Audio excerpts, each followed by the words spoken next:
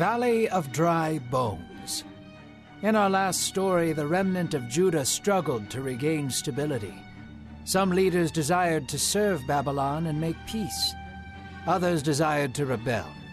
As a result, brother turned against brother. The remnant of Judah was torn, and many of them fled to Egypt, despite Jeremiah's warnings. Now we are introduced to another prophet by the name of Ezekiel.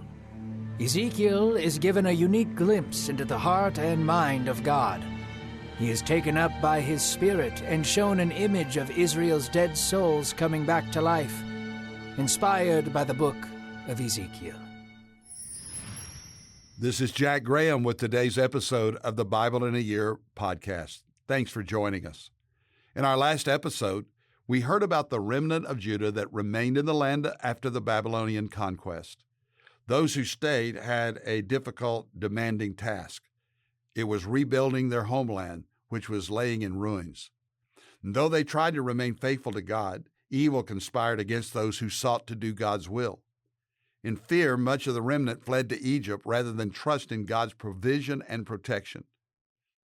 Today, we will meet a new prophet, a man named Ezekiel, who will receive an awesome vision from God that shows him God's heart for his people and the power that only the God of Israel possesses to bring life even to dead, dry bones. Let's listen now to the reading from God's Word. It was dusk. The sky was painted a strong amber, and the prophet Ezekiel was walking among the fields. The light breeze whistled through the valley, causing the grain to dance back and forth. Ezekiel looked up to heaven, praying to the Lord. Then, in an instant, Ezekiel was thrown out into the Spirit of God. The earth around him spun. Ezekiel fell face down and looked up.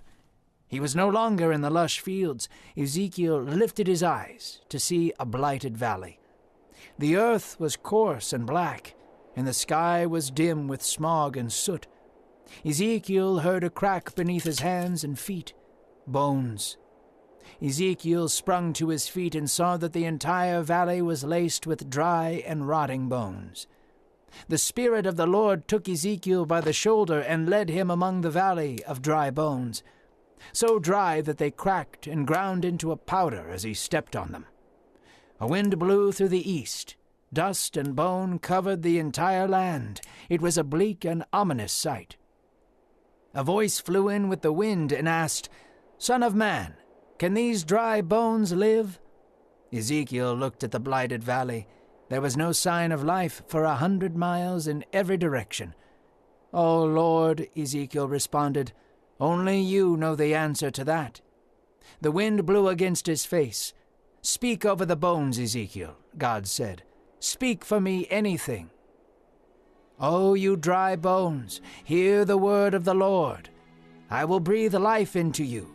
Your bodies will be covered in sinew, flesh, and skin. I will put my breath in you, and you shall know that I am the Lord." Ezekiel nodded and looked upon the desolation. He lifted his voice to the dry bones and spoke the Lord's words to them. As he spoke, the wind picked up as if the breath of God was flowing through the valley. The wind whistled, and the sound of rattling filled the atmosphere. Ezekiel watched as the bones rolled across the valley to find one another and come together. Bone found bone, and skeletons were made whole. Sinew wrapped around the dry and blighted bones, and muscles began to form around the limbs. Skin covered them, and Ezekiel saw a sea of people lying lifeless on the ground. There was no life in them, no breath of God's Spirit. Ezekiel could feel the light caress of the breeze. In it he heard God speak again, saying, "Prophesy to the breath, Ezekiel. Speak for me and declare the four winds of God to breathe life into the dead." Ezekiel was quivering. His heart could barely contain what he was experiencing. At first, Ezekiel said nothing. He struggled with the words as he stared upon the valley of lifeless bodies. He regained his composure and prophesied over the dead bodies with the words of God. And in that instant, the wind howled from every direction, the breath of God's Spirit, the Ruach, the Pneuma. The same breath that breathed life into mankind blew mightily through the valley. Ironically, Ezekiel was breathless. He watched as life was breathed into the dead bodies. He watched them rise from the ground and stand to their feet. Soon the bodies were covered in armor, and a vast army stood before Ezekiel. It was a magnificent sight. The prophet fell to his knees, beholding the army of living bones. "These bones are the house of Israel, my children," God said to Ezekiel. "They believe their hope is lost, just like these dry bones. You must tell them that I am able to open their graves and raise them to new life. I shall put my spirit in them, and they shall truly live. They shall know that I am their God, and I am the author of life." Ezekiel was still on his knees, trembling at the voice of the Lord. His presence was comforting, yet terrifying, strong, yet gentle. He hung on every word spoken to him. "Take 2 sticks and write on them," God commanded. The prophet grabbed 2 fallen branches about the size of his arm and began to carve out the words of the Lord. "Behold, I am going to take the branch of Judah and the branch of Israel and make them one again. I will gather them and make them a single nation. They will not fall again into idolatry, for I will cleanse them of all unrighteousness." Ezekiel marveled at the words of God. The thought of the 2 nations once again coming together seemed too good to be true. It was a dream come true. But who would lead such a nation? None had been successful since the reign of David. The Lord spoke again, saying, "A son of David will be king over the one nation. I will make a covenant with them. They will sit in my presence, and we will be close once again. I will shepherd them, and all the nations shall be blessed because of them." This God spoke concerning the coming king, the great hero that all heroes pointed to, the great priest that all priests pointed to, the great king that all kings pointed to.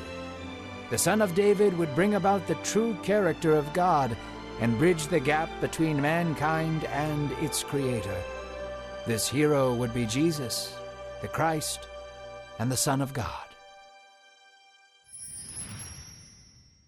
In today's reading, we're introduced to a new prophet, a man named Ezekiel. God had spoken through Ezekiel for many years, warning Judah and calling them back to God. But as we already know, Judah did not repent, and they were defeated, conquered by the Babylonians. Ezekiel was taken along with his people into exile. Ezekiel's name means God will strengthen. And as we will soon discover, God is going to use Ezekiel to tell his people just that their God will bring strength even to what they believe to be dead and hopeless. For one day, God's Spirit came upon the prophet, and he was taken up in a vision. As he looked around, he was in a valley, surrounded by nothing but dry, dead, lifeless bones. God then asked him a question that seems ridiculous from a human perspective. He asked, "Can these bones live?" Wisely, Ezekiel said, "Only you know that, God." He surely knew that God, who had made man out of nothing but dirt and breath, could do anything he willed, bringing life even to bones. The Lord then commanded Ezekiel to speak his word over the bones. And as he did, these dry, brittle bones began to come together with muscles and tendons and flesh. Suddenly, the valley was covered with not bones, but human bodies, full of flesh, yet there was no sign of life. We have to think a vision of thousands of human bones seemed disturbing enough, but these lifeless bodies all around would have been a terrifying sight. But God wasn't done yet. He told Ezekiel to speak to the 4 winds, calling them to fill these lifeless bodies. This was no mere wind. This was the breath of God, the powerful breath of the Almighty, the same breath that filled Adam's lungs and sprung him to life in the garden. It was the Ruach, the wind God sent over the waters to make them recede after the flood. There was great power in the breath of God. And as Ezekiel prophesied to the winds, they came and filled the bodies with life. It is an amazing reminder of God's life-giving power. And this was the message God wanted Ezekiel to give to his people. The once lifeless bodies rose from the ground and stood before him, an awesome army of warriors. Then God spoke, and we read in Ezekiel 37, verse 11, 12, and 13, these words, Son of man, these bones are the people of Israel. They say our bones are dried up and our hope is gone. We are cut off. Therefore prophesy and say to them, this is what the sovereign Lord says, my people, I am going to open your graves and bring you up from them. I will bring you back to the land of Israel. Then you, my people, will know that I am the Lord when I open your graves and bring you up from them.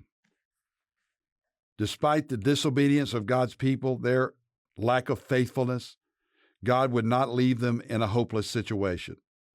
God has a plan, an eternal plan for Israel. Though they could only see despair and darkness and death in their exile, God was giving them a message of hope. This same God of hope is alive and working today. Even in your most hopeless situation, where nothing good seems possible, where there is only dry bones and death, God promises hope. And it is the core, the same hope that he was announcing to his people. At its core, this is the hope that God was giving to his people through Ezekiel, and it is the hope that he promises us today through our Lord Jesus Christ. And here was the promise to God's people. Even though they could not fully understand it, God was promising that he would restore the nation to life. They would be restored to their homeland. And the two nations, Judah and Israel, God was going to bring them under one king. Dear God, we pray for revival in our nation, spiritual awakening around the world. May you take what is dead and bring it to life. Revive your church, O God. Bring your people back to life. May we stand and not be silent with the word of God and the testimony of Jesus. May we live under the banner and the power and in the breath of God's Spirit, Christ the King. Dear God, thank you that even in the most desperate and desolate circumstances, when death is all around, you are still in control and you can bring life out of death. You did that in the resurrection through Jesus our Lord. And it is in his name that we pray. Amen. Thank you for listening to today's Bible in a Year podcast. We are so glad that you have joined us. I'm Pastor Jack Graham from Dallas, Texas. You can download the pray.com app and join millions of people who are listening daily to the Bible in a Year. I want to encourage you to make prayer and Bible study a priority in your life, that you would seek first the kingdom of God and his righteousness. If you enjoy this broadcast, let me encourage you to share it with others, people that you love, people that you know, people in your church, because we believe the Word of God makes an eternal difference in people's lives. If you want more resources as to how you can live the Christian life, be sure to visit jackgraham.org. That's jackgraham.org. God bless you.